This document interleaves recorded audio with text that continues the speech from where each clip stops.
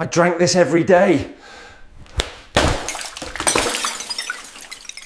And you smiled. The security camera blinked red at me like a mechanical eye that had seen too much. I should have known right then that installing a 24/7 surveillance system in my own house would either save my marriage or destroy it completely. Turns out, it did both. My name is Nick Warren, and 3 months ago I thought I had the perfect life. 37 years old, ex-military turned home security specialist, married to Claire for 12 years with 2 kids who still thought I hung the moon. We lived in a tidy suburban house in Millfield, the kind of place where neighbors wave from their driveways and kids ride bikes until the streetlights come on. I should have paid more attention to the details that didn't add up. Claire had been working late shifts at Millfield General Hospital more frequently. As a medical administrator, she claimed the new computer system required extra training sessions. When I'd ask about her day, she'd give me vague answers and change the subject to our kids, Ellie and Max. "How was work today?" I'd ask over dinner. "Oh, you know, the usual hospital drama. Dr. Peterson is still fighting with the nursing staff about scheduling." She'd fork her salad without making eye contact. "Ellie, tell Daddy about your science project." 8-year-old daughter would launch into an animated explanation about volcanoes, while 5-year-old Max tried to build towers with his chicken nuggets. Normal family dinner conversation, except for the way Claire kept checking her phone under the table. The weird hospital stories started around the same time. Claire would come home, laughing about inside jokes I didn't understand. "You should have seen David today," she'd say, hanging up her coat. "He got stuck in the supply closet for 20 minutes because the door handle broke. Poor guy was banging on the door until someone heard him." Disregavid Halloran was the hospital equipment sales representative. 41 years old, married with teenage kids, the kind of guy who wore expensive suits and drove a BMW. I'd met him at a few hospital Christmas parties. He had that cocky smile that suggested he thought he was God's gift to women. Claire's friend Trish, a nurse at the hospital, would call our house at odd hours. I'd answer and hear her giggling in the background. "Is Claire there? We need to discuss work stuff." More giggling. Then hushed conversations in our kitchen while I helped the kids with homework in the living room. Mrs. Callahan, our 60-something neighbor, started giving me sympathetic looks over the fence. She was the neighborhood's unofficial information network, and her pitying glances made my stomach turn. "How's Claire doing, Nick?" she'd ask while watering her roses. "She's been working such long hours lately. You must miss having her around." The final straw came on a Tuesday night in October. I'd just finished installing a top-of-the-line security system in our house, motion sensors, door alarms, and cameras in every room except the bedrooms and bathrooms. "Professional courtesy from my own company," I told Claire. Really, I wanted to catch whoever had been stealing packages from our porch. I was in bed by 11, but Claire was still downstairs, claiming she needed to finish some paperwork. Around midnight, I heard voices from the kitchen. Plural. Voices. My phone buzzed at 3 in the morning. Jake Morrison, one of my installation technicians, was calling from the monitoring center. "Mr. Warren, I'm sorry to wake you, but I need to tell you something about your home system." I stumbled out of bed and walked into the hallway, keeping my voice low.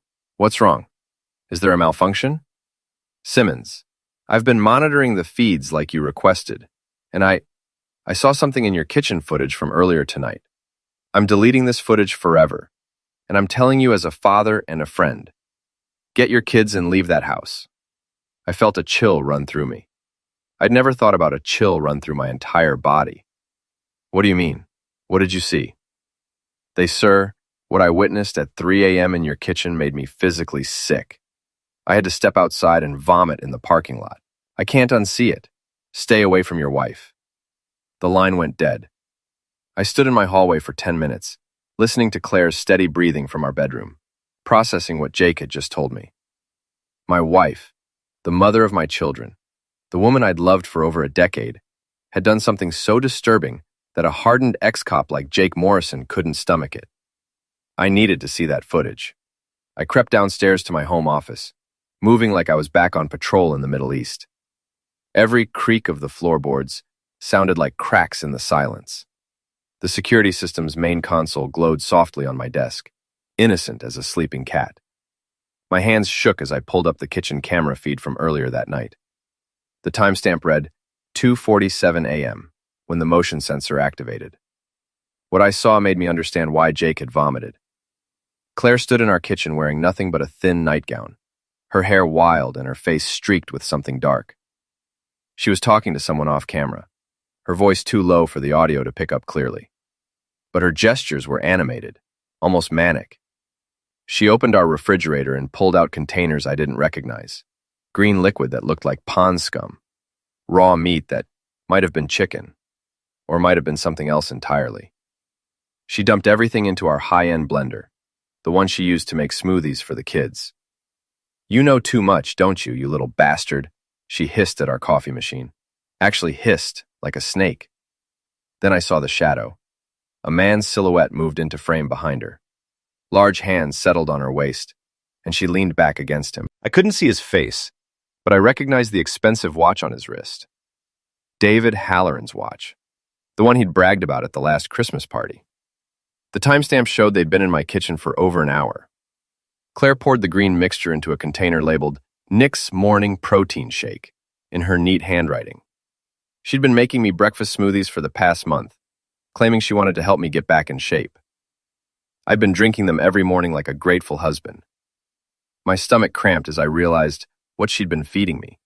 And worse, I saw her preparing smaller containers labeled Ellie's Lunch and Max's Snack. She was poisoning all of us. I ejected the storage drive and pocketed it, then quietly packed bags for the kids. By 4:30 a.m., we were in my truck heading to my brother's house across town. Ellie and Max slept in their car seats, unaware that their world had just exploded. At 7 a.m., I called my old Army buddy Eli Martinez.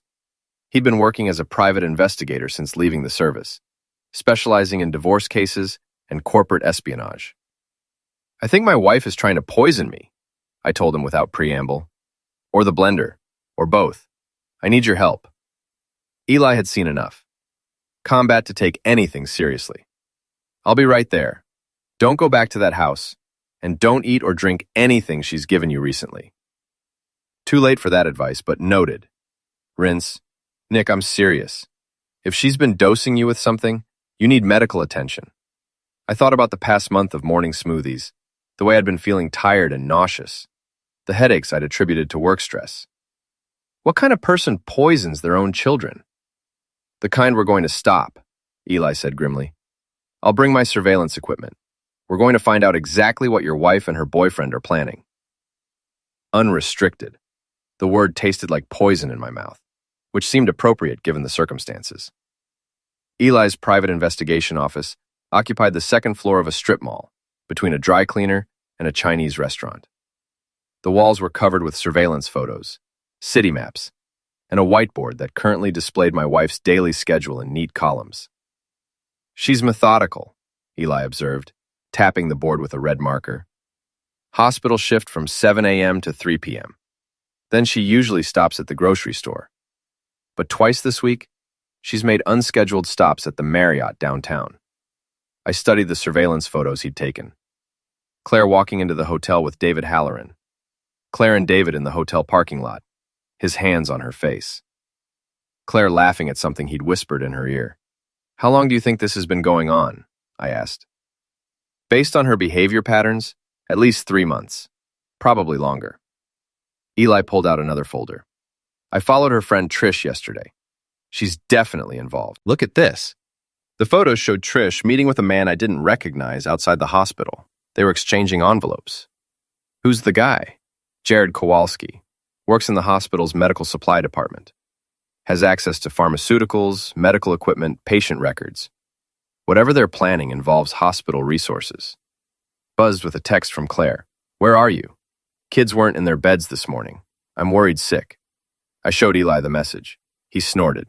"She's worried about her plan falling apart. Has she tried calling you?" 17 missed calls since 6 a.m. Terminated. Don't answer. Let her panic. Panicked people make mistakes. We spent the afternoon installing covert surveillance equipment around the hospital. Eli had contacts from his PI work who could get us access to employee parking areas and public spaces. I felt like I was planning a military operation, which in a way, I was. That evening, we positioned ourselves in Eli's van across from the hospital's employee entrance. At 9:47 p.m., Claire emerged with David and Trish. They walked to David's BMW, talking animatedly. "Can you get audio from here?" I asked. Eli adjusted his equipment. "Not clearly, but I can read lips. Your wife just said something about next week and finishing the plan." David opened his trunk and pulled out a large duffel bag. He handed it to Claire, who immediately passed it to Trish. Whatever was in that bag was heavy. Trish nearly dropped it. "They're moving fast," Eli murmured. "Whatever they're planning is happening soon." My flare again. This time I answered. "Nick, thank God. Where are you? Where are the kids? I've been calling all day." "We're safe," I said carefully. "Safe? Safe from what? What's going on? You're scaring me." The concern in her voice sounded genuine, which made everything worse. She was a better actress than I'd given her credit for. "I know about the smoothies, Claire." Her silence. Then, "What smoothies? Nick, you're not making sense. Are you having another episode?" Another episode. She was referring to the PTSD counseling I'd received after coming back from deployment, using my mental health history against me. "I know about David." More silence. When she spoke again, her voice had changed. Colder. "I don't know what you think you know, but you're wrong. Come home so we can discuss this like adults." "I'll come home when I'm ready." I hung up and immediately powered off the phone. "She's good," Eli admitted, "but she made a mistake. Did you catch it? She asked where the kids were, but she didn't ask if they were okay. A worried mother would want to know if her children were hurt or sick first." Exactly. She's worried about logistics, not their welfare. We followed David's BMW to a storage unit facility on the outskirts of town. David and Trish unloaded several boxes from his trunk, including the duffel bag Claire had given Trish. They were inside the storage unit for 20 minutes. "Tomorrow night, we find out what they're storing in there," Eli said. But tomorrow night turned out to be too late. My phone rang at 6 a.m. It was my boss, Tom Bradley, and he sounded grim. "Nick, I need you to come in early today. The police want to ask you some questions about suspicious activity at your residence." "What kind of suspicious activity?" "Your wife filed a report claiming you've been acting erratically, and she's concerned for the children's safety. She mentioned the security system and suggested you might be using it to monitor her inappropriately." I felt the trap closing around me.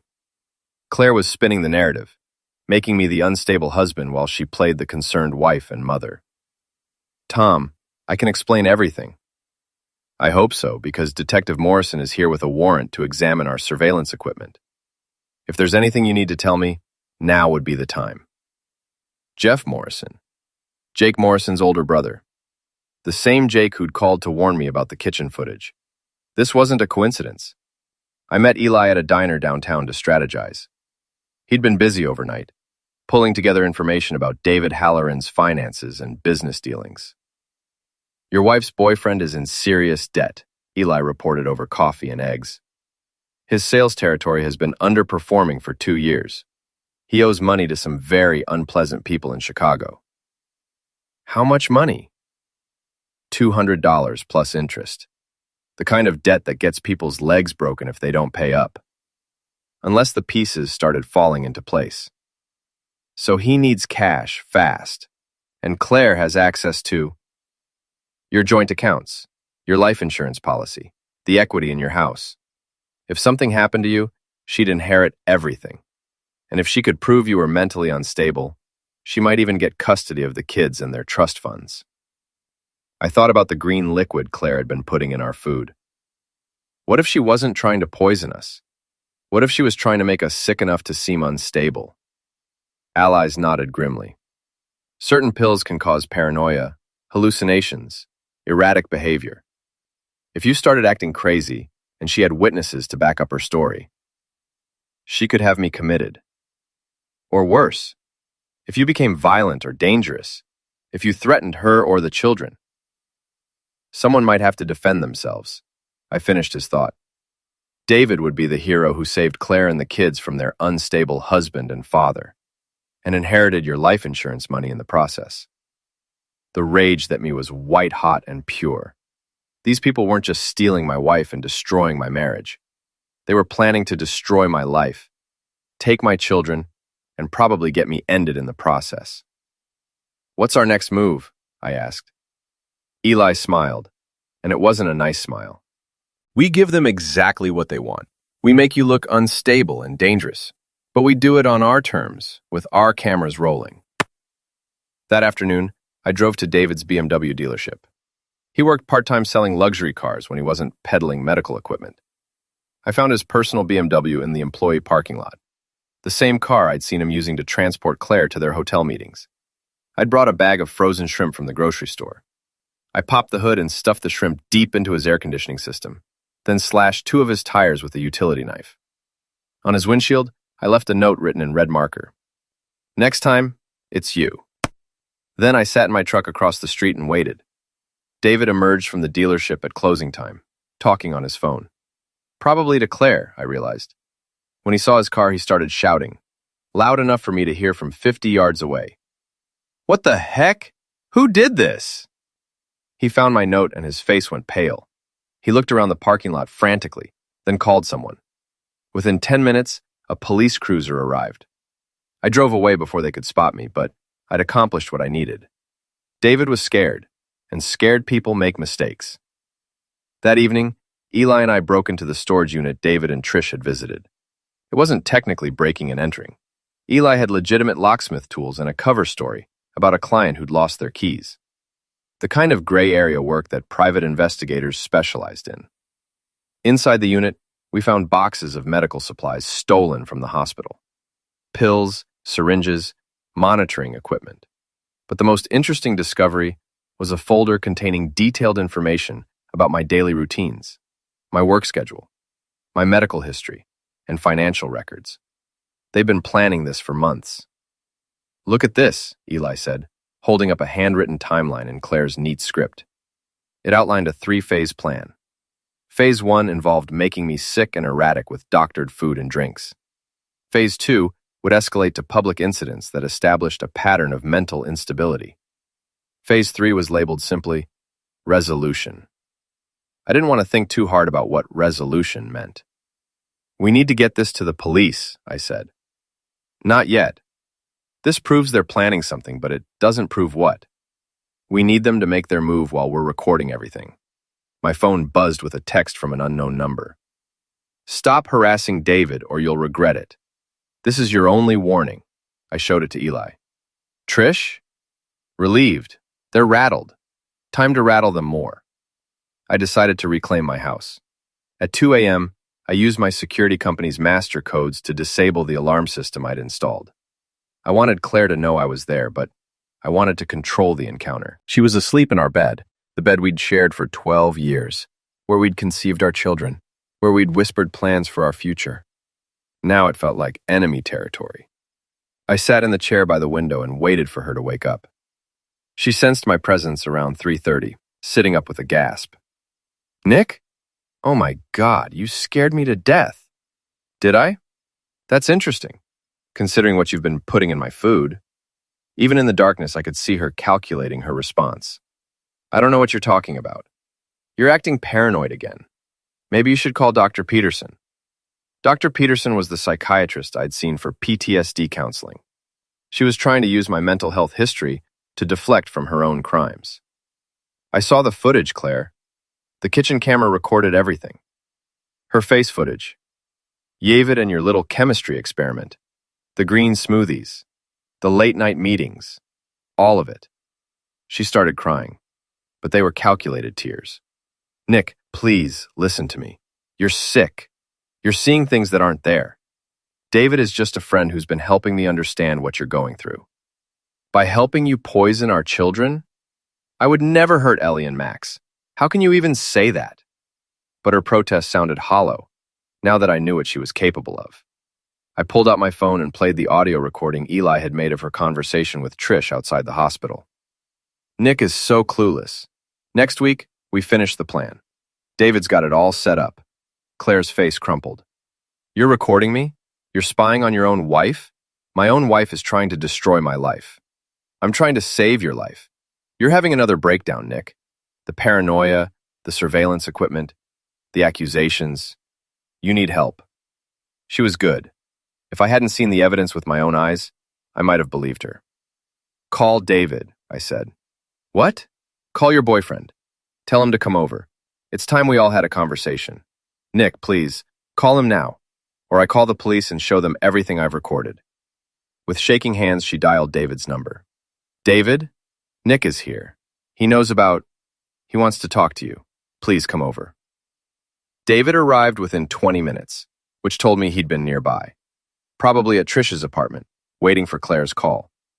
He walked into our living room like he owned it, wearing expensive jeans and a polo shirt that cost more than most people's weekly salary.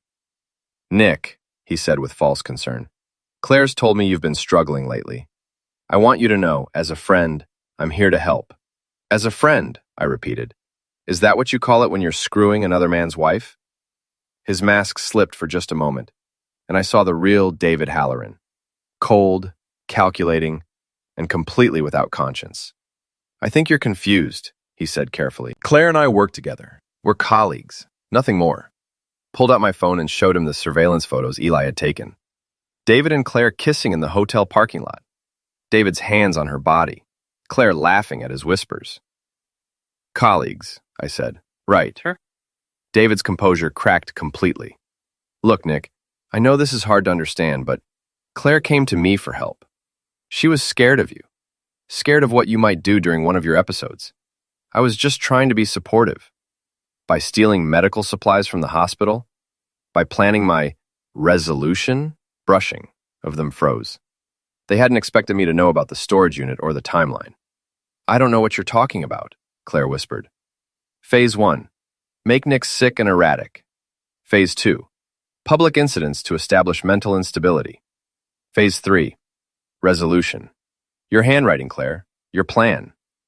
David stood up abruptly. I think we should call the police. Nick, you're clearly having a psychotic break. You're making wild accusations. You've been stalking us. You vandalized my car. Call them, I said. I'd love to show them the evidence I've collected. For the first time, David looked genuinely worried. What evidence? Everything. The storage unit, the stolen medical supplies, the pills you've been using to make me sick, the financial records showing your debt to some very dangerous people in Chicago. David's face went gray. You broke into my storage unit? Technician, my friend did. He's very good at his job. Claire was crying again, but these tears looked real. David, you said this would work. You said Nick would never figure it out. Shut up, Claire. You said we'd be together, that we'd have enough money to start over somewhere else. I said shut up. David's composure was completely gone now. He was showing his true colors. The desperate, violent man who'd been planning to destroy my life for money. So what's the plan now? I asked. Phase 3 was supposed to be my resolution. But I'm still here, still breathing, still married to your girlfriend. David pulled a tool from his jacket. Not for long, he said. The tool changed everything, but not in the way David expected. You brought a tool into my house, I said calmly, in front of my wife, while threatening me. That's going to look really bad on the security footage. David's eyes widened as he realized his mistake. What security footage? The cameras I never actually disabled. The ones that have been recording this entire conversation, including your confession, and the part where you just threatened to end me. It was a bluff, but a good one. I'd disabled the alarm system, but the cameras were on a separate circuit. You're lying, David said, but his voice shook. Am I? Check the red lights, David. Count the cameras. Ask yourself if a security specialist would really leave his house unmonitored. Razier was looking around frantically, spotting the small red lights I was talking about. David, put the tool away. This is getting out of hand. It's already out of hand, David snapped. He knows everything. If we don't finish this tonight, we're both going to prison.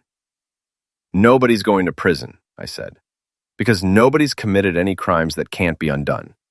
Yet. What do you mean? The medical supplies can be returned. The pills you used on me were probably just mild sedatives or hallucinogens.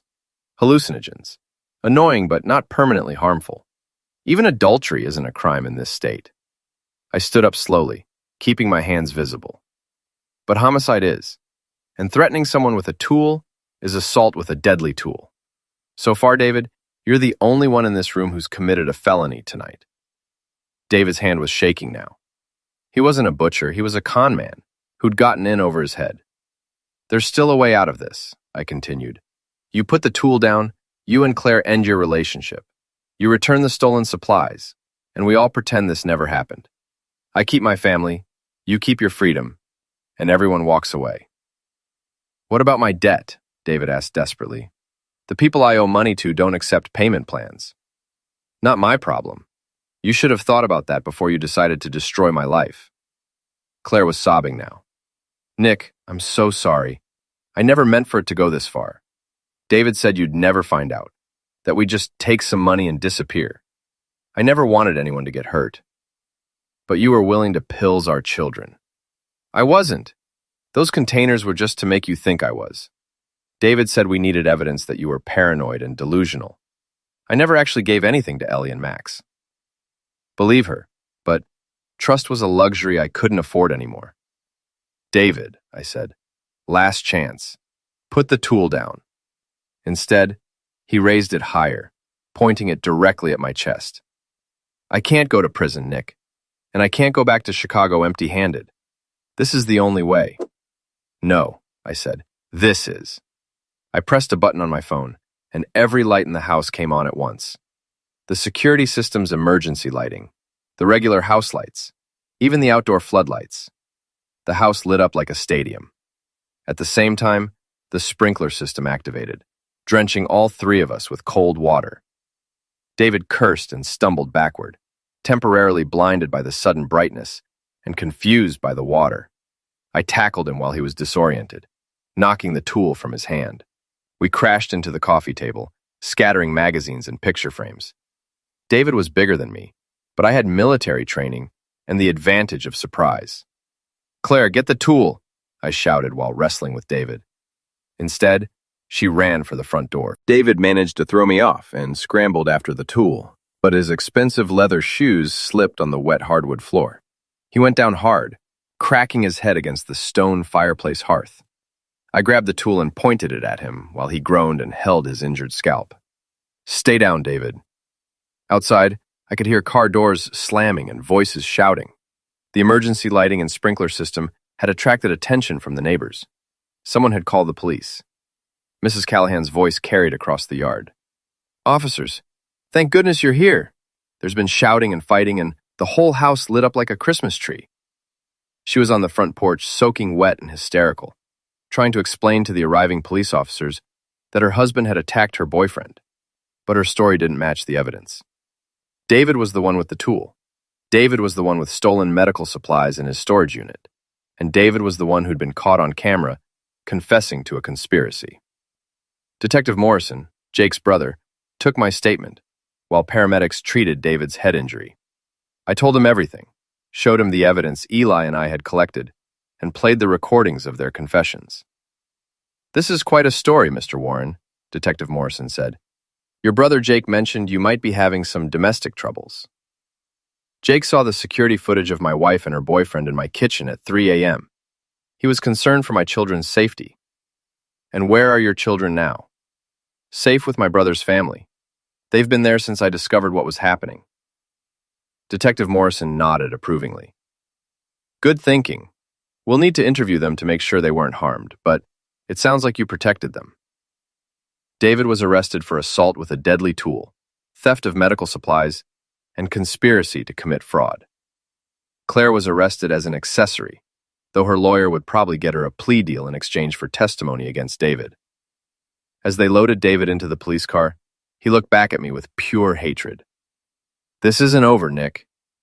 Yes, it is, I replied. Your debt collectors are going to be very interested to learn you're in jail instead of paying them back. Good luck with that.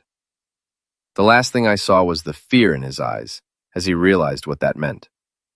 Claire tried to talk to me as they put her in the second police car. Nick, please. I know I made mistakes, but we can work this out. For the kids' sake. I looked at the woman I'd loved for 12 years, the mother of my children, the person who'd tried to destroy my life for money and a relationship with a con man. The kids deserve better than this, I said. They deserve better than both of us. But mostly, they deserved better than her. Epilogue. The resolution. Later, I was sitting in my lawyer's office signing the final divorce papers. Claire had pled guilty to conspiracy and received 2 years of probation in exchange for her testimony against David. He'd been sentenced to 5 years in state prison. The stolen medical supplies had been returned to the hospital. The pills they'd been using on me were exactly what Eli had suspected. Mild hallucinogens and sedatives designed to make me appear mentally unstable. My doctor confirmed that the effects were temporary and hadn't caused any permanent damage. Claire's friend Trish had been fired from the hospital and charged as an accessory. Jared, the medical supply clerk, had received immunity in exchange for his cooperation with the prosecution. I got full custody of Ellie and Max. Claire was allowed supervised visitation once a week, which she rarely used. She'd moved back in with her parents in another state and was working as a receptionist in a dental office. The kids were in therapy, trying to understand why Mommy had done bad things and couldn't live with us anymore. They were resilient, but the damage would probably last for years. As for David's debt collectors, they'd found other ways to recover their money. I heard through Eli's contacts that they'd seized David's house, his cars, and his business assets. His wife had divorced him and moved to Florida with their teenagers. The storage unit had contained more than just medical supplies. David had been running several insurance fraud schemes and identity theft operations. The FBI had gotten involved, adding federal charges to his state conviction. He'd be in prison for a very long time. I kept the house but changed all the locks and updated the security system. Mrs. Callahan still waved from her garden, but now her smiles were genuine instead of pitying. "How are you doing, Nick?" she'd ask. "Really doing?" "Better," I'd tell her. "We're all doing better." And it was true. The kids were laughing again, sleeping through the night, bringing me pictures they'd drawn at school. I was cooking dinner every night, helping with homework, reading bedtime stories. We were building a new normal. Eli stopped by one evening while I was grilling burgers in the backyard. Ellie and Max were playing on their swing set, arguing about who could swing higher. "Any regrets?" he asked, accepting a beer from the cooler. I thought about it while watching my children play. About the investigation, about exposing Claire and David, about fighting back instead of just accepting what they were doing to us. Any of it. "No," I said. "I regret that it happened at all. I regret that my kids had to go through this. I regret that I didn't see the signs sooner. But I don't regret protecting my family." "Even though it cost you your marriage?" "My marriage ended the night Claire decided to betray everything we'd built together.